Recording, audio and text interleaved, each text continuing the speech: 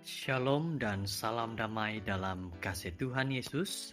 Puji syukur dengan kasih Tuhan, dengan penjagaan Tuhan, serta pimpinan Tuhan kepada kita masing-masing. Kita dapat bersama-sama lagi pada hari ini di dalam renungan harian kita. Saudara-saudara yang terkasih, judul renungan kita adalah Menjadi Penyerang yang Luar Biasa. Dan ayat renungan di dalam 1 Petrus 4 ayat 12, di mana mengatakan, saudara-saudara yang kekasih, janganlah kamu heran akan nyalahan api siksaan yang datang kepadamu sebagai ujian, seolah-olah ada sesuatu yang luar biasa terjadi atas kamu. Banyak orang tidak akan dapat menerima akan perkara yang menyakitkan dalam hidup mereka jika mereka tidak mempelajari akan firman Tuhan Alkitab dengan baik. Tetapi ada juga manusia yang mulanya setia kepada Yesus, berpuasa, berdoa, membaca Alkitab, tetapi saat mereka bertemu dengan orang yang sepertinya boleh meyakinkan bahwa tanpa Yesus pun boleh selamat, maka mereka terus mengikuti. Mereka lupa bahwa dari kecil mereka belajar Alkitab sehingga besar tetap dijaga dan diberkati oleh Yesus, tetapi saat besar dewasa mereka malah tidak setia kepada Yesus dan menyalahkan Yesus.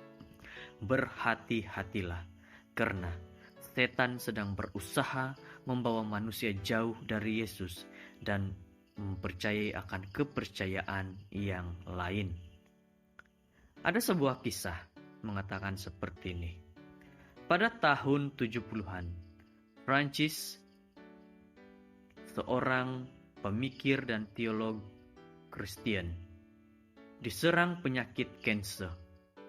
Saat ditanya bagaimana reaksinya terhadap diagnos akan sakitnya itu, Prancis berkata bahwa reaksinya walaupun bukan tanpa air mata, serupa dengan reaksi keempat anak-anaknya. Mereka dengan cara masing-masing berkata, "Ya, saya tidak mampu menerima kenyataan ini jika ayah belum pernah menjelaskan soal jatuhnya manusia dalam dosa sedemikian lengkapnya dalam pengajaran ayah."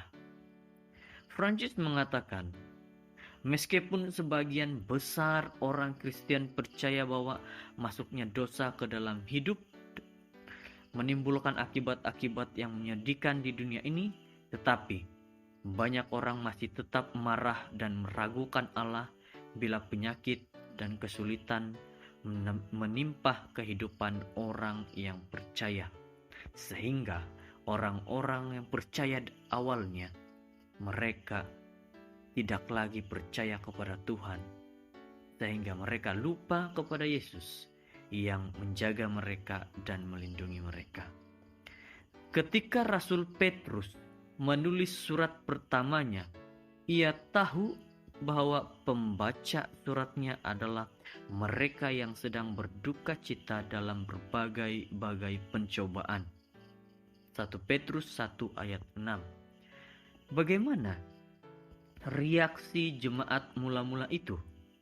Mereka bergembira karena mereka menyadari bahwa hasil pemurnian yang dikerjakan oleh berbagai pencobaan yang mereka alami, yakni pembuktian dan peneguhan iman mereka, lebih berharga daripada hidup itu sendiri.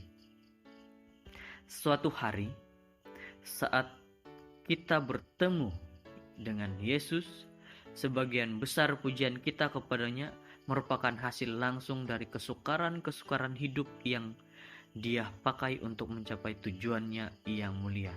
Tetapi ingatlah, kita tidak perlu menanti hingga saat itu akan untuk memujinya. Saudara-saudara yang terkasih, firman Tuhan pada saat ini membawa kepada kita untuk lebih kuat. Ada masalah, kita tidak pernah meragukan Tuhan. Tidak bermasalah, tidak meragukan Tuhan. Mau gembira, mau bersedih, tetap setia kepada Tuhan. Tidak mudah terpengaruh, tidak mudah terikut dengan dunia, tidak mudah terikut dengan kata-kata atau dengan kepercayaan yang lain. Karena Yesus tetap dan sudah mengajar kepada kita bagaimana kasih, bagaimana sebagai seorang manusia harus tetap setia hanya kepada Yesus. Di dalam 1 Petrus 4 ayat 12, saudara-saudara yang kekasih, janganlah kamu heran akan nyala api, siksaan yang datang kepadamu sebagai ujian, seolah-olah ada sesuatu yang luar biasa terjadi atas kamu. Renungan yang mengajar kita agar jangan terus menyalahkan kepada Tuhan. Jangan terus meragukan Tuhan. Allah dapat menggunakan kemunduran hidup untuk membawa kita bergerak maju ke depan. Datanglah kepada Tuhan jika punya masalah, tanyakan kepada Tuhan apa yang perlu dilakukan. Datanglah kepada Tuhan jika kamu gembira, tanyakan kenapa dapat bergembira. Datanglah kepada Tuhan jikalau kamu berada dalam sedih, gembira, dan segala-galanya. Datang kepada Yesus, karena Yesus memberi penghiburan bagi mereka yang datang dan mencari kepada Dia. Semoga dengan firman Tuhan pada hari ini membawa kita lebih percaya kepada Tuhan. Terima kasih, Tuhan memberkati. Shalom.